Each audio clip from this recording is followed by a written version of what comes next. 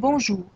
Après la création d'un item racine, ce qu'on appelle aussi module Opal, il ne nous reste maintenant qu'à insérer et ajouter le contenu du court exemple qu'on veut médiatiser.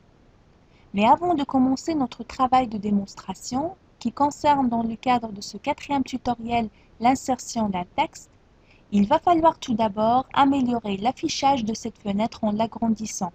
Pour cela, on va cliquer sur ce bouton. Voilà.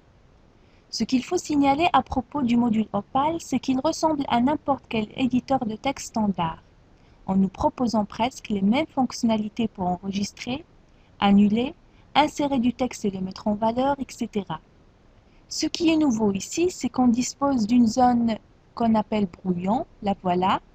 De quoi s'agit-il?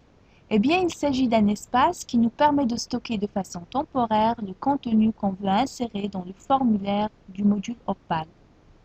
Pourquoi? Eh bien pour nous éviter les allers-retours successifs depuis le module Opal vers l'éditeur de texte qui contient notre cours lors d'un travail d'insertion. Voyons maintenant la structure de ce court exemple.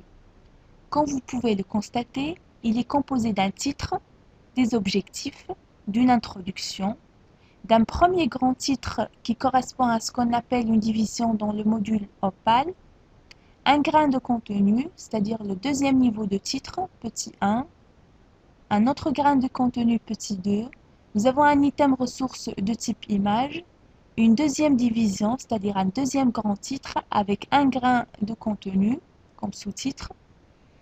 Nous avons une troisième division, c'est-à-dire un troisième grand titre avec deux grains de contenu, petit 1, petit 2, et enfin un autre item ressource de type image. Donc pour faciliter l'insertion de ce contenu dans le module Opal, on a préparé en parallèle une trame de ce même cours enrichie d'un ensemble d'exercices qui présentent de façon détaillée les correspondances entre la structure de ce cours et celle du module Opal.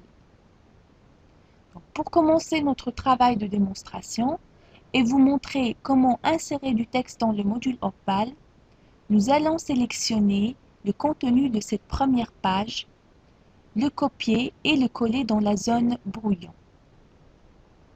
CTRL-C, puis CTRL-V dans la zone brouillon. Voilà. Ce que nous allons faire maintenant, c'est insérer dans chaque champ le contenu qui lui correspond. Par exemple, insérer le titre dans la zone du titre. Pour cela, on va sélectionner ce contenu, puis faire un copier-coller.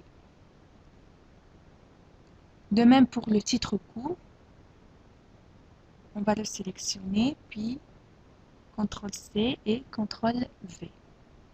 Pour ce qui est des objectifs du module, on va tout d'abord ouvrir ce champ avec un double clic. Ensuite, on va faire de même, donc sélectionner, copier et coller. Si vous voulez afficher ces objectifs sous la forme d'une liste à puces, vous n'avez qu'à les sélectionner.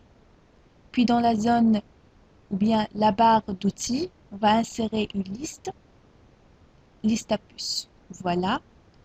Donc on continue avec l'introduction, double clic pour ouvrir le champ. On sélectionne le contenu, CTRL-C et CTRL-V. Voilà, nous allons continuer avec le titre de la division. Donc sélectionner, copier et coller. Ce sera pareil pour le titre court. Et voilà. Une chose importante à ne pas oublier, c'est d'enregistrer à chaque fois votre contenu en cliquant sur la disquette affichée dans la barre d'outils.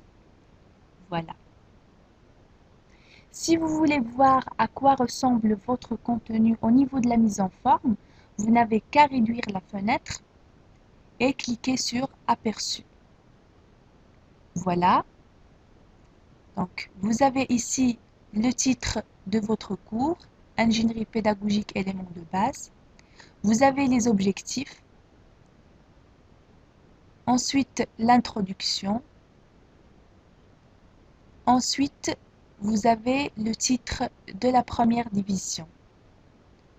Voilà, donc ce quatrième tutoriel est terminé. Nous vous proposons maintenant de regarder le tutoriel suivant pour apprendre comment insérer une image au sein de votre contenu du cours. Merci.